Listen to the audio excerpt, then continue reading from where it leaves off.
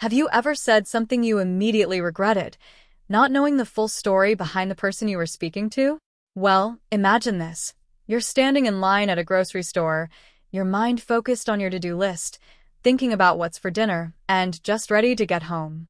The cashier finishes up your purchase and passes your bags to the bagger. Nothing extraordinary, right? But then, something strange happens. You glance at his hand and, without thinking, you make a comment.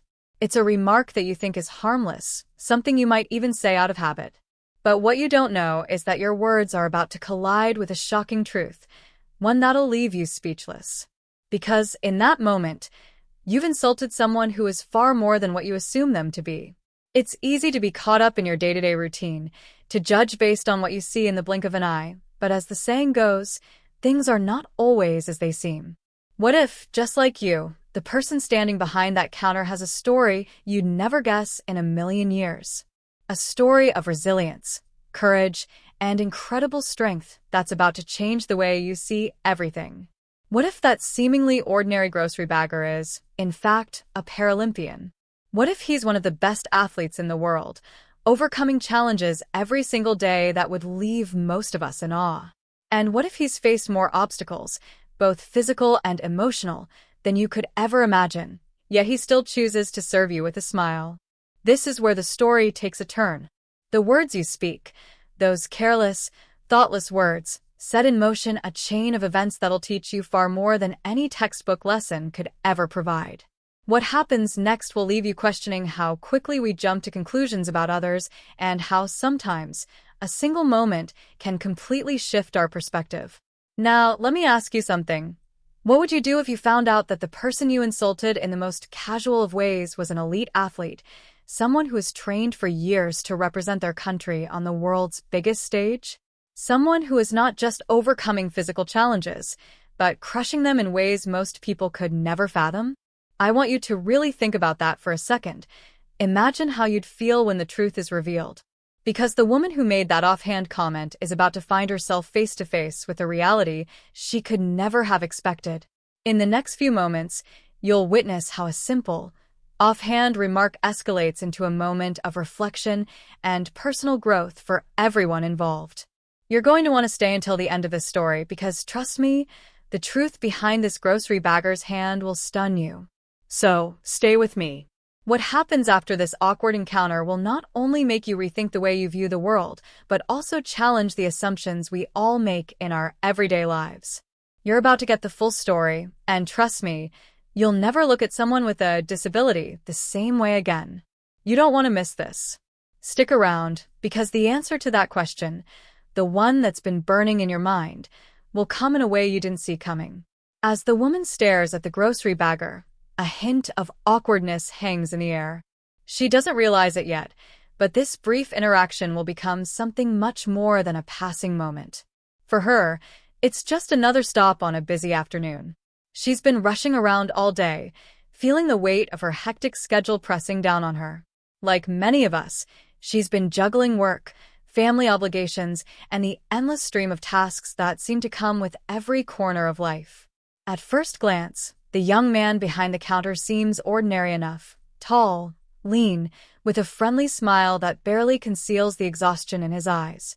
He's done his job for years, moving from one checkout line to the next, always polite, always professional, never asking for anything more than a simple thank you.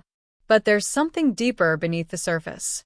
A story that's been quietly unfolding, one that few people have bothered to notice. His life, his struggles, the sacrifices he's made, none of it is visible in the few seconds it takes for her to make her comment. What the woman doesn't know, as she scans her groceries and casually remarks on his hand, is that this bagger is far from the unassuming figure she assumes him to be. He's a man who has fought for every inch of his place in this world. For years, he's struggled with a physical disability that most people would find impossible to overcome. But somehow, despite the hardships, he has managed to push forward, not just surviving but thriving in a world that often overlooks people like him. He's a Paralympian, one of the best in his field, a true athlete who has trained for years to compete on the world stage. And yet, when he steps into the grocery store to bag her items, none of that history is on display. He doesn't carry the weight of his accomplishments on his sleeve, and he certainly doesn't expect anyone to recognize him for his athleticism. After all, his goal is simple: to do his job, to live his life quietly, and to get through each day without drawing attention to himself. But today, everything changes. The casual comment she made, the one she probably didn't think twice about, is a spark in a much larger fire. It's a trigger that sets off a chain of events that neither of them could have predicted. The woman, oblivious to his identity, feels a strange discomfort as she watches the bagger's reaction. He doesn't respond the way she expects. Instead of brushing it off with a polite smile or a chuckle, there's a brief flicker of something else in his eyes, something like hurt, but also determination. She can feel the tension in the air now, a subtle shift that makes her wonder if she's said something wrong. But it's too late to take the words back, and as she grabs her bags and walks out of the store, she has no idea that this moment will haunt her for much longer than she expects. What the woman doesn't know, and what no one else at the store knows, is that the grocery store isn't just any backdrop for this chance encounter. It's a place where a pivotal moment will soon unfold, one that will reveal just how much she's misunderstood about the man who, to her, is nothing more than a bagger behind the counter. But there's more to this man than meets the eye, and soon, she'll learn that her assumptions about him were far off the mark. The mystery surrounding his true identity is about to unravel in a way that will challenge everything she thought she knew about him.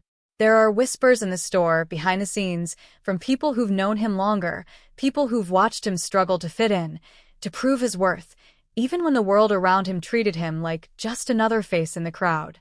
But what no one saw was the quiet determination that pushed him to train tirelessly, to rise above every obstacle that had ever been thrown his way. The question lingers in the air, heavy and unresolved. Why was he working at the grocery store in the first place? Was it just another job he had to take to make ends meet? Or was there something more to his presence there? Something he was hiding, something that even his closest friends didn't know? And then there's the woman. She's not exactly what she seems either. Beneath the surface of her busy, stressed-out routine lies a story of her own, one that she's kept carefully hidden. In the coming days, the woman will find herself drawn into a world she never thought she'd be a part of, a world that will test her own understanding of strength, resilience, and what it truly means to overcome adversity. The way she'll eventually come to see the grocery bagger will change everything, and she won't be able to look at him, or anyone, without asking herself how often she's judged people based on fleeting impressions. How many other people are out there, quietly battling their own battles, hidden in plain sight? The layers of this mystery are only beginning to peel away, and the answers are far from clear. Who is the grocery bagger really, and why does he work here? What's the real reason behind his quiet, unassuming demeanor? What has he been through, and how has he risen to the level of a Paralympian, despite the obstacles life has thrown his way? Is he simply a man who wants to be left alone? Or is there something else he's searching for? Something more than just a paycheck? Something that will finally give him the recognition he deserves? The answers to these questions are closer than they appear, and as the mystery unfolds, the woman and all of us are about to find out just how little we know about the people around us. As the days go by, the woman can't shake the feeling that something's not right. She's replaying that moment over and over in her head, the comment she made, the odd flicker in the bagger's eyes. Her curiosity gets the best of her, and soon, she finds herself searching for answers.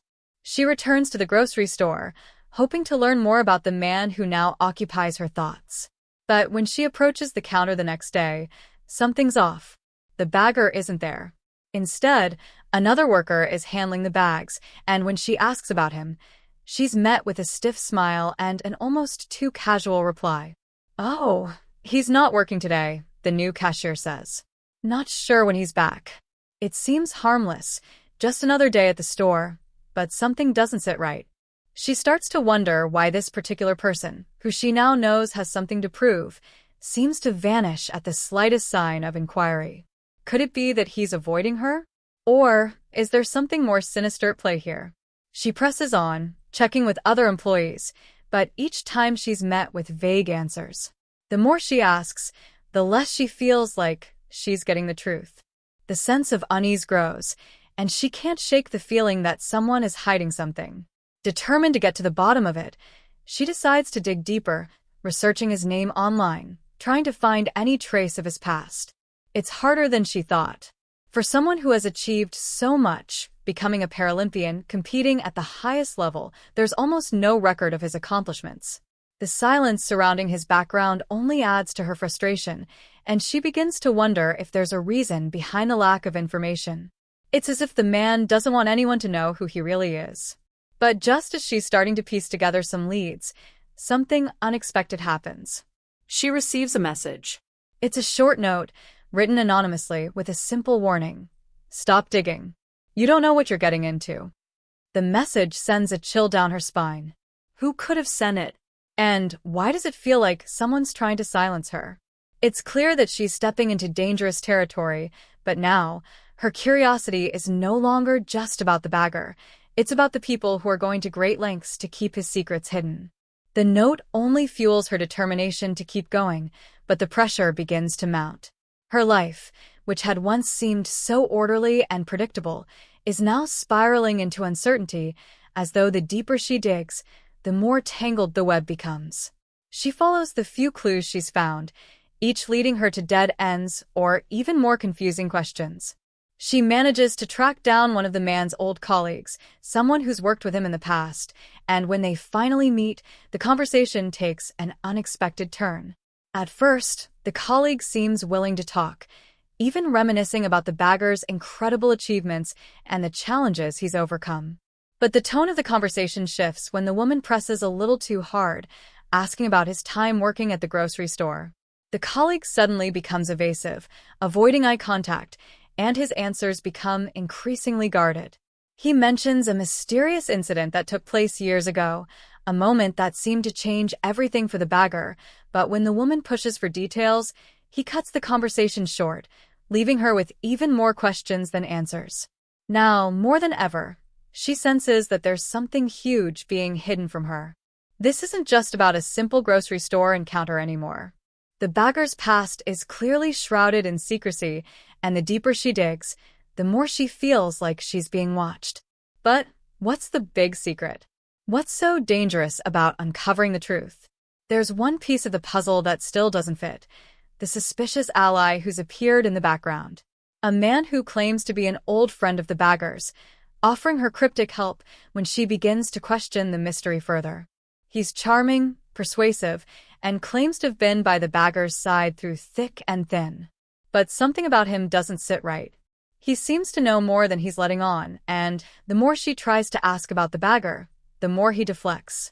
His words are carefully chosen, his demeanor just a little too perfect. Could he be hiding something as well? Is he trying to protect the bagger, or is there something darker lurking in their shared past that he's trying to cover up? As the tension builds, the woman finds herself questioning everything. What if the bagger is running from something that goes beyond a simple misunderstanding? What if there's a hidden betrayal, something that could ruin everything he's worked for? And if that's the case, what will happen when the truth finally comes to light? She's about to find out that the deeper she goes, the harder it becomes to turn back. But the more she learns, the more she realizes that the truth may not be something she's ready to face. As she reaches the final piece of the puzzle, a shocking revelation awaits her, a twist that no one saw coming. Just when she thinks she's on the verge of uncovering it all, the world she's been unraveling threatens to collapse in on itself, leaving her, and the audience, wondering if the real story has yet to be told. Just as the woman begins to feel she's on the verge of something big, so close she can almost taste the truth, a curveball hits her square in the chest, throwing her entire investigation into a spiral. One evening, as she's sorting through the notes she's made, trying to piece the bagger's timeline together, her phone buzzes with a call from her younger sister, Emily. They hadn't talked in a few days, and she answers casually, expecting it to be just another check-in. But Emily's voice is trembling. She says she found a note on her windshield after leaving her college library, a folded piece of paper slipped under the wiper blade with the same eerie message. Stop digging. Final warning. Emily doesn't even know the full story her sister's been investigating, yet somehow, someone has dragged her into this. That changes everything. What began as a personal quest to understand a man's mysterious past is now becoming something bigger, darker, and dangerously real. Now the woman isn't just worried about uncovering secrets. She's terrified of what might happen if she continues, and even more afraid of what might happen if she doesn't. Panicked, but refusing to back down, she shifts gears. Whatever she's found, or is about to find, is clearly threatening enough for someone to go after her family. But why? What kind of power does this hidden truth have that someone is willing to threaten innocent people just to bury it? She goes back over her notes, looking for anything she may have missed, any clue that could link the bagger to someone dangerous, someone with something to hide. That's when she remembers the mysterious man who claimed to be his friend. She replays the recording she secretly took of their last conversation. There, buried beneath layers of vague chatter and misleading kindness, is one throwaway line she overlooked before. Some stories don't deserve to be retold. They're better left where they belong. That phrase leads her to a quiet corner of the internet, a forgotten interview from years ago featuring a sports therapist who once worked with disabled athletes in pre-Olympic training camps. The woman in the video mentions a young athlete who vanished from the program just weeks before making the final team cut. The therapist never names him, but describes him perfectly. The mannerisms, the competitive fire, the resilience. Everything fits. But then comes the strange part. She says he left because of a legal issue, one that was quietly handled and sealed. That detail was never made public, but now it throws everything into chaos. What legal issue? Why this secrecy? Why would someone with such promise walk away from a dream right before the finish line? Even worse, a search of public records reveals nothing. It's like the record was erased, wiped clean from every possible database. But buried deep in an old forum thread, she finds a half-deleted comment from someone using a username that matches the bagger's nickname back in school.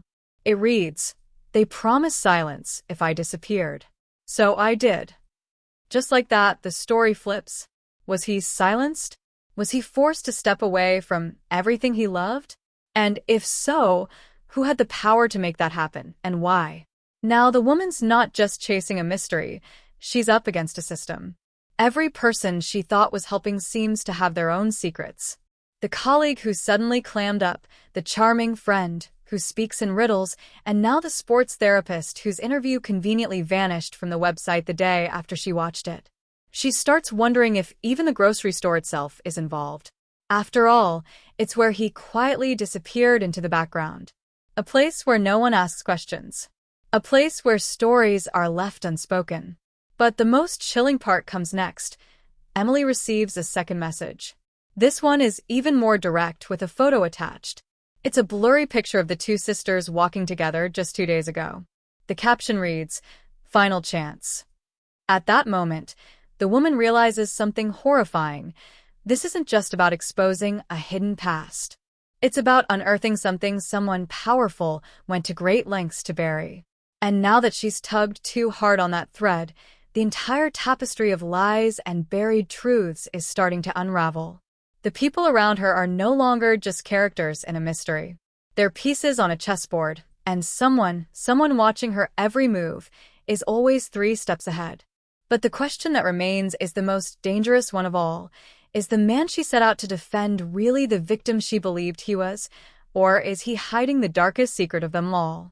The night was colder than usual, even for early fall, and as the woman walked from her car to her apartment, she couldn't shake the feeling that something was off.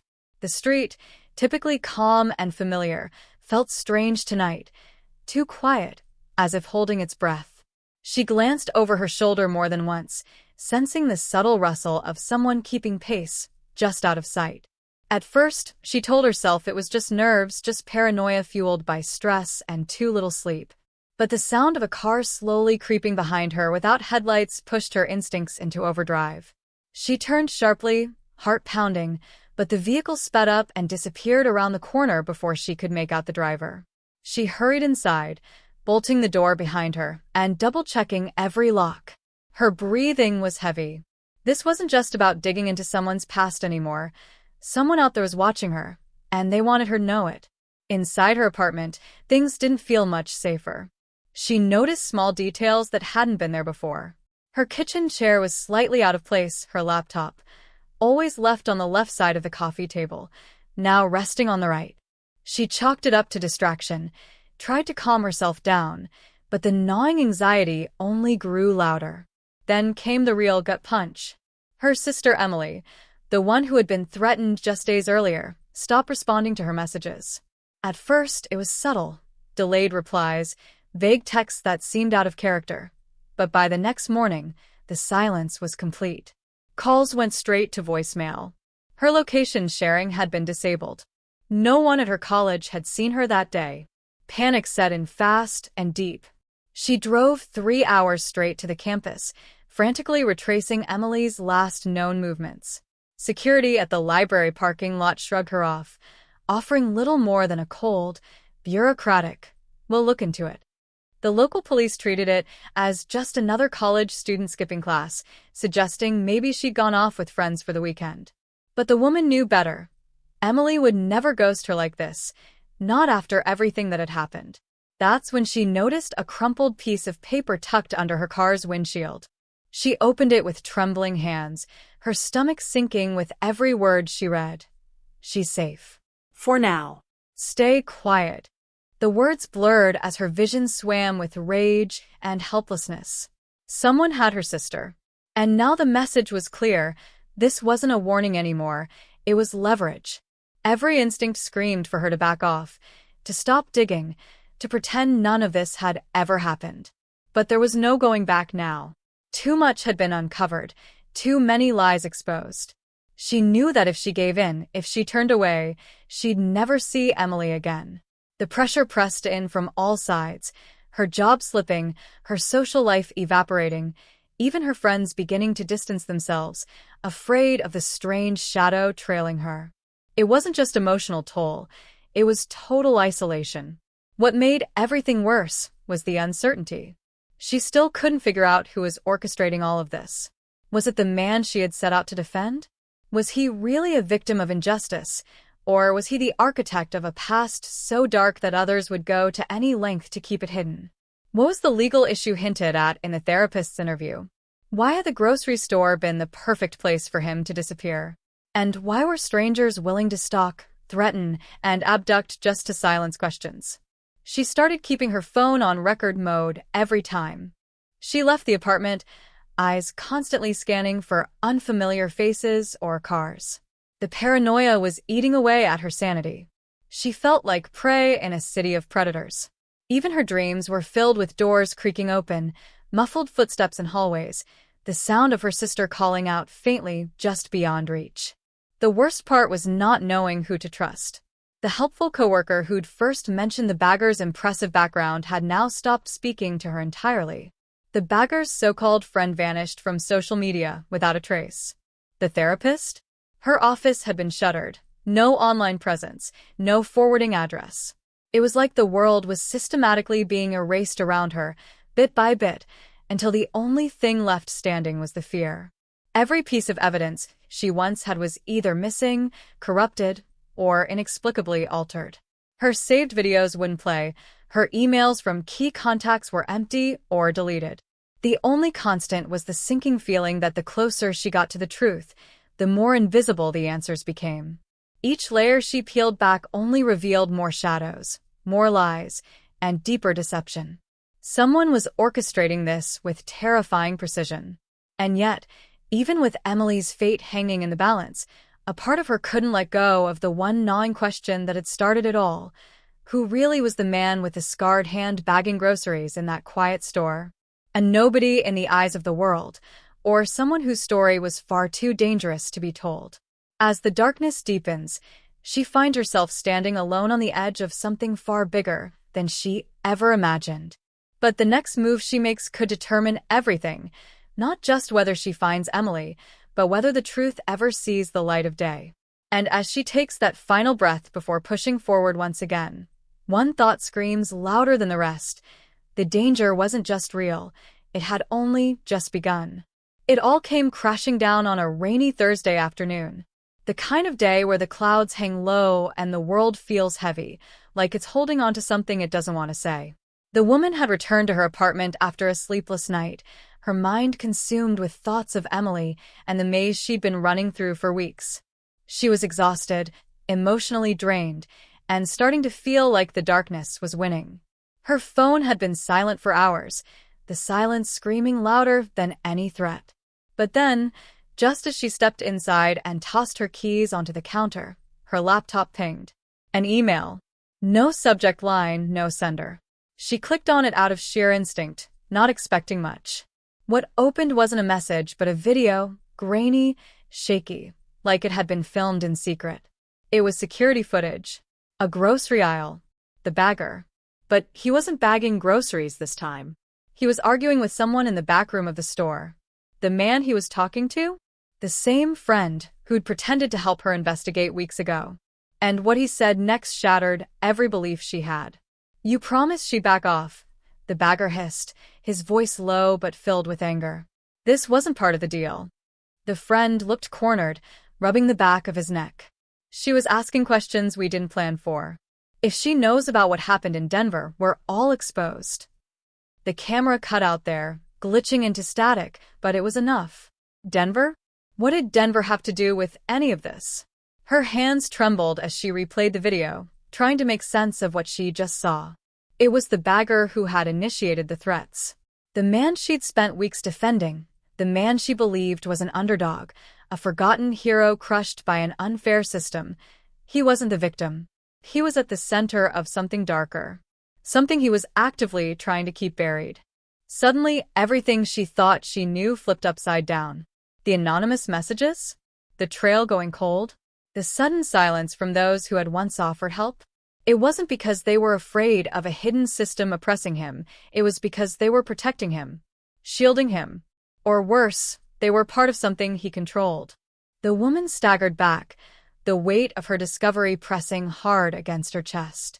She had walked straight into a story crafted to mislead her. And the betrayal cut deep, not just because she'd been lied to, but because she had trusted her instincts, and they had failed her. Her thoughts raced back to the name Denver, something she'd seen once, briefly, in an old newspaper clipping from the Paralympic trials. A brief mention of a scandal involving an athlete disqualified under strange circumstances, no names, no photos, just a vague accusation of misconduct during training. That must have been him. And whatever happened there had been enough to force him underground, to vanish into a quiet life behind a grocery counter, where no one would ask too many questions. But then why the deception? Why pretend to be a victim?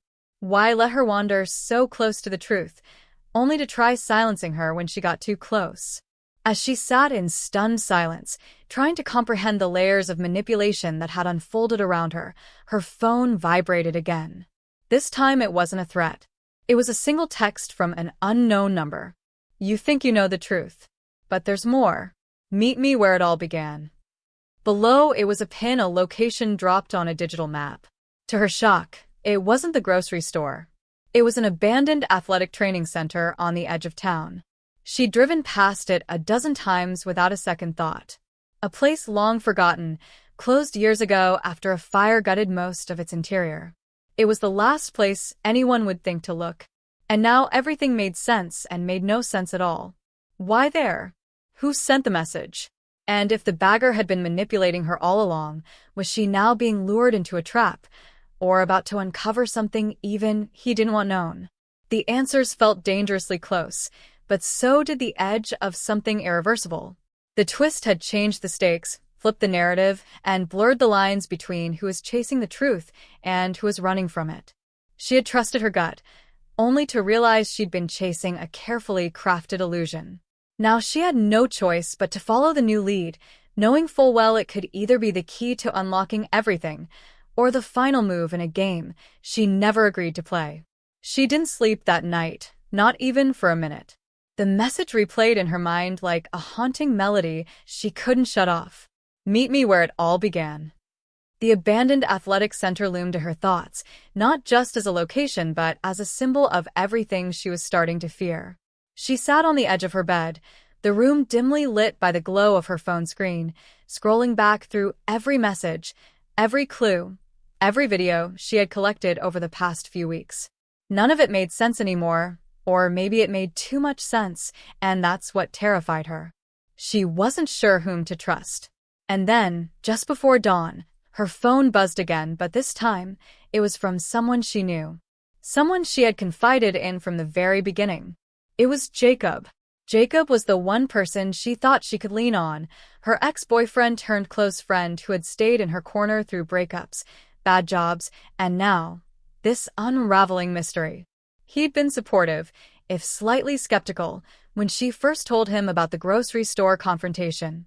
He had helped her look up Paralympic rosters, dig through local archives, even track down names that never made it to headlines.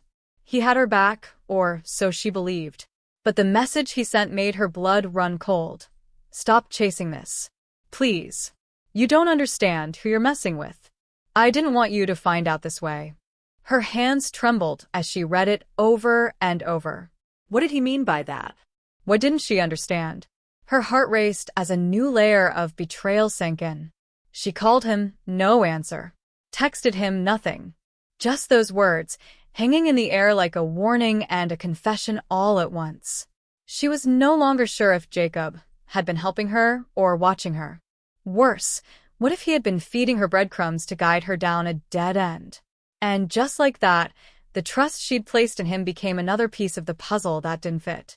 But the real breaking point came just a few hours later, when she arrived at her sister's house to pick up an old journal she had left behind. Her sister's face was pale. The door barely cracked open. "I think you should leave this alone," she whispered, almost too afraid to say it out loud. "A man came by earlier. He asked about you." Said he was a private investigator. But there was no badge. No business card. Just a pair of cold eyes and a question. Is she the one looking into Denver? Now, it wasn't just about her.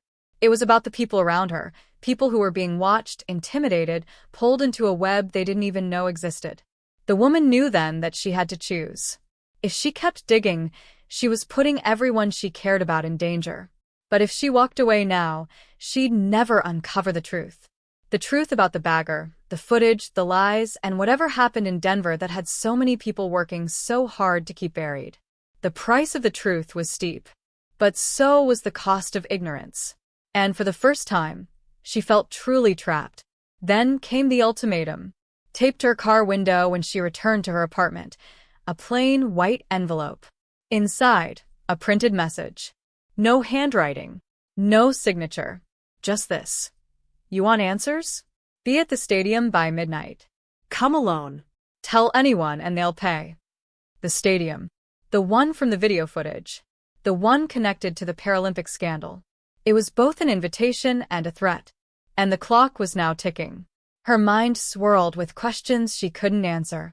Was Jacob involved? Was he trying to protect her, or himself? Who was the private investigator? Why was the bagger arguing in that back room, and what was the deal he referred to? And most importantly, how had she gone from being a curious bystander to the one holding all the tension in her hands like a live wire? She stared at the message, her eyes burning from exhaustion and fear. She knew she couldn't back out. But going forward meant risking everything. Her safety, her relationships, her grip on what was real and who was lying. The story had become a labyrinth of secrets, each more twisted than the last. And she was running out of time to make a decision that could either lead her to the truth or destroy the very people she loved. This wasn't just about an insult at a grocery store anymore. It was about something much bigger.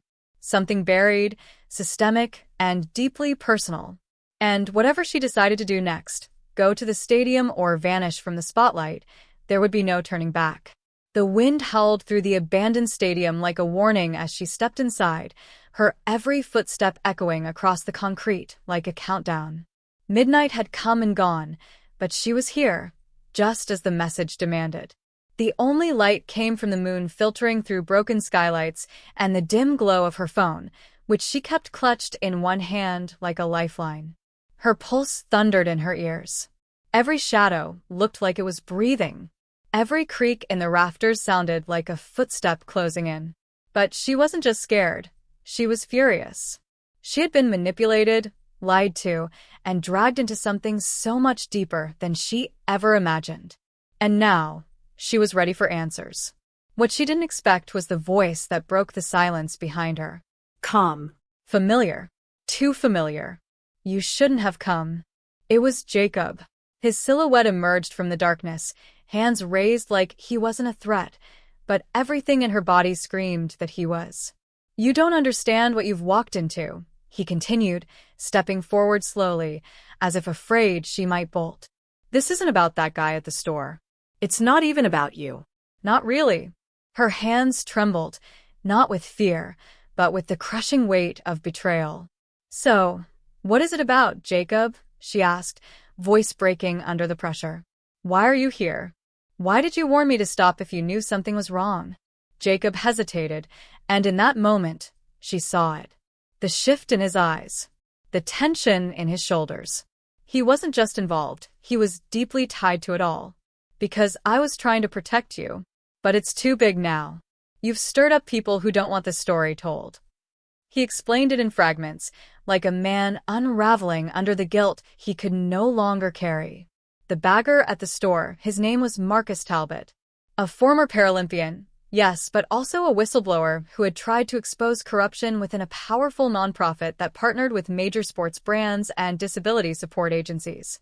What he uncovered linked multi-million-dollar sponsorship deals to falsified medical classifications, exploited disabled athletes, and funneled money through shell organizations. Marcus was silenced, his records wiped, his reputation erased. And Jacob? He had once worked for that same nonprofit, years ago before walking away. Or so he claimed, but as Jacob kept talking, it became painfully clear. He hadn't walked away. He had stayed close. Too close. Feeding information. Spinning truths. Watching her. I didn't know they'd go this far, he whispered. I thought if I kept tabs on you, if I misled you just enough, I could keep you safe and still expose them when the time was right. It was too much. Too many lies folded into half-truths. Her head spun with every revelation. The private investigator? Not real. Just another piece of the intimidation machine. Her sister's visit? Staged. Even the video footage from the store, sent to her from an anonymous tip, had been orchestrated to bait her curiosity. She was never chasing the truth. She had been led to it, strategically and deliberately. But that wasn't the worst part. The real punch came when she learned she wasn't the only one caught in the crossfire. Several other people had received similar messages. Anonymous tips. Strange footage. Hints of stories buried under corporate lies.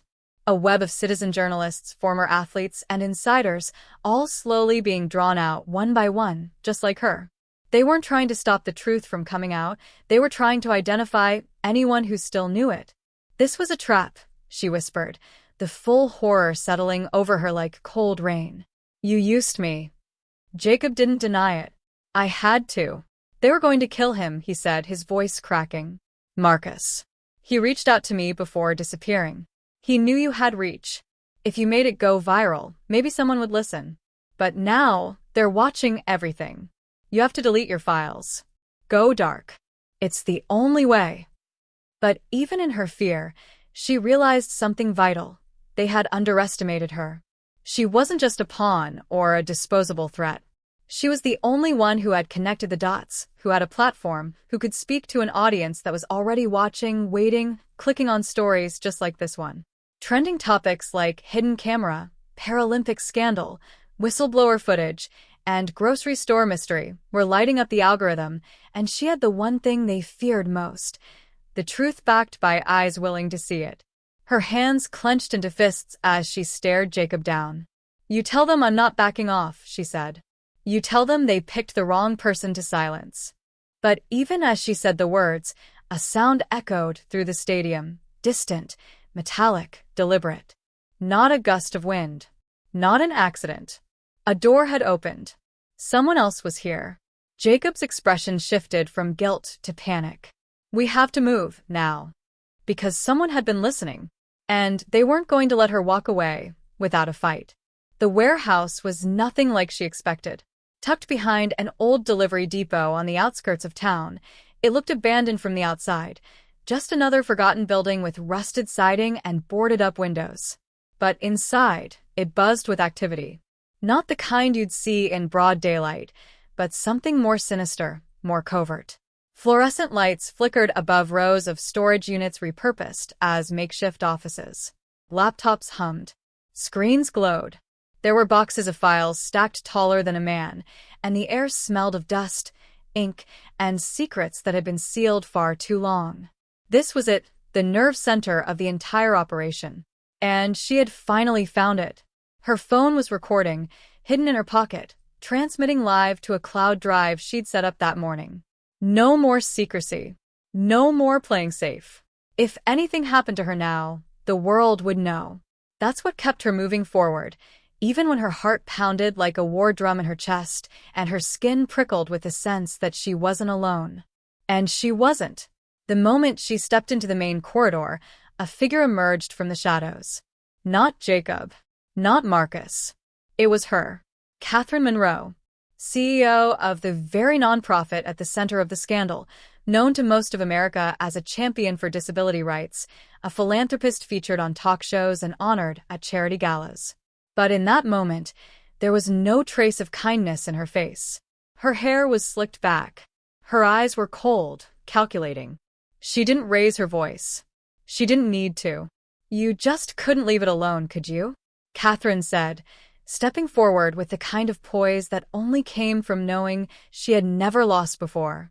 The main character froze, her fingers twitching with the urge to reach for her phone, to scream, to run, but she didn't. She stood her ground. I know everything, she said. Marcus, the falsified classifications, the shell companies. I've got it all on tape. Catherine only smiled. What you have is nothing. A few half-truths and scattered documents. Do you really think that will hold up against the millions I've poured into silencing people like you? For a moment, the tension crackled like static in the air. The main character took a breath. Maybe not, she said, but the difference is I'm not alone anymore. That's when Marcus stepped out from behind a stack of boxes, not limping, not broken, but alive and furious. He was supposed to be dead. That's what Catherine had told everyone. A tragic accident. A closed investigation.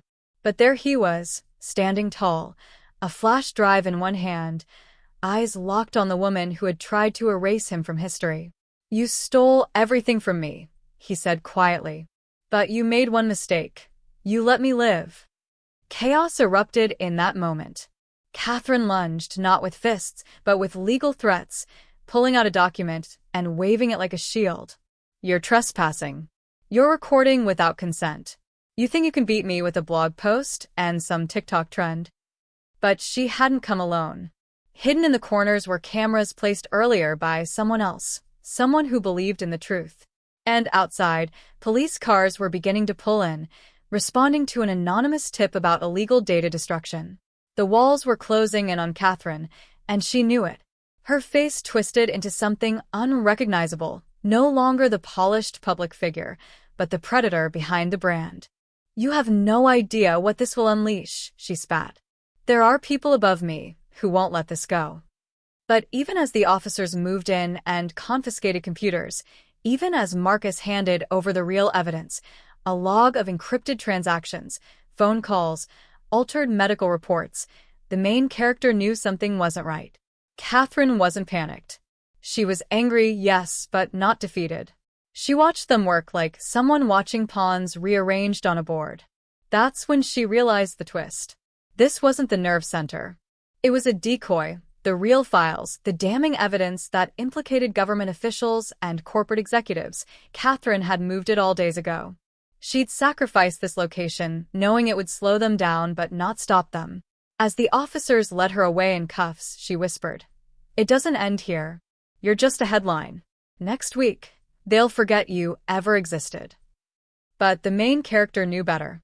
Because this wasn't about trending hashtags or viral clips anymore. It was about truth. About the people who had been silenced. About Marcus and every other athlete who had lost everything under the weight of a fake cause. She had exposed something massive, yes, but more importantly, she had lit a fire. And as the screen fades to black and viewers sit in stunned silence, a new video begins to autoplay, uploaded moments ago by another whistleblower from another city with more receipts. The story wasn't ending. It was just beginning. The days that followed were quieter than expected, but not in the way the main character had once feared. The media firestorm erupted exactly as everyone predicted, her name plastered across trending YouTube searches, news feeds, and morning shows. Grocery clerk exposes Paralympian exploitation scandal, one headline read, while others dove into deeper investigations on government negligence, disability fraud, and corporate cover-ups. But amid the chaos, somewhere between the interviews and the subpoenas, a strange kind of stillness settled in. For the first time in months, she wasn't constantly looking over her shoulder or questioning every shadow. The fear hadn't vanished, but it had evolved, no longer a suffocating presence, but a reminder of how far she'd come. Marcus, now publicly cleared of all false accusations and reinstated with full honors, didn't disappear into the spotlight as many expected. Instead, he quietly returned to training, not to prove anything to the world, but to reclaim something that had been taken from him, the dignity of purpose. His story inspired a tidal wave of other Paralympians and overlooked athletes to come forward, each voice adding depth to the growing chorus demanding change. He refused interviews at first, avoiding the viral podcast circuit and flashy documentary offers, but eventually agreed to sit down for one raw, unscripted conversation with the woman who never stopped believing in him. That video, shared quietly without ads or production, quickly rose to the top of the trending page, not because of clickbait titles or shocking thumbnails, but because it was real. As for the main character, she returned to the same grocery store where it had all started, though everything about it felt different now. The flickering overhead lights, the low hum of refrigerators, the dusty end-cap displays, all of it somehow felt like a memory she had lived in a different lifetime. People recognized her now. Customers who used to rush by without a glance now paused to say, "Thank you," or share their own stories of being underestimated. There were still those who whispered, those who rolled their eyes or claimed she was just chasing clout, but she'd stopped trying to correct them. She knew the truth, and that was enough. But closure didn't come in one clean moment, not in a press conference or courtroom verdict. It came gradually in pieces, when a young employee with a disability approached her one day to say he'd signed up for his first adaptive sports clinic because of Marcus. Or when she found an old note tucked in her locker from a coworker she'd thought hadn't noticed anything at all, thanking her for standing up when no one else would. The kind of resolution that sticks isn't cinematic. It's slow, messy, honest. And it comes with scars. Catherine Monroe was sentenced after a public trial that revealed more than anyone bargained for. The shell companies, the offshore accounts, the years of intimidation, all laid bare. But even then, as the gavel dropped and she was led away, her expression held no remorse. Just a warning. Because in the end, Catherine hadn't been the mastermind, just one highly placed gear in a much larger machine. And that's what haunted the main character most. For every person they brought down, another stood ready to take their place. The system hadn't changed. Not really. Not yet. Still, that didn't mean the fight was over. It only meant it had evolved. The story sparked congressional hearings, policy reviews, funding reforms. But more importantly, it changed people. The way they looked at grocery clerks with unusual hands, at veterans with unseen injuries, at anyone who didn't fit into a clean narrative. It reminded viewers across the U.S. that the surface never tells the full story. That assumptions, especially the cruel, quick ones, are more dangerous than they appear. And so, months later, when the main character walked past a kid at the checkout line mocking another employee for looking weird, she didn't hesitate. She walked straight over, kneeled beside the boy, and whispered a story. Not about lawsuits or government corruption, but about a man with a damaged hand who once outran the world. And when the kid's expression changed from smugness to awe, she smiled, not because she'd won, but because she'd planted a seed. The camera doesn't fade to black. It lingers just a moment longer, catching the soft shuffle of customers, the ringing of a register, and a glint of light reflecting off the metal now displayed in the store's front window. Not as a trophy, as a reminder. Because in the end, this wasn't just about uncovering a conspiracy. It was about redefining value, seeing dignity where others saw weakness, and learning that true strength often comes in the quietest, most overlooked places. The story ends not with a bang, but with a breath. One that tells the audience, without a single word, that they've just witnessed something real. And it will stay with them. Long after the screen goes dark.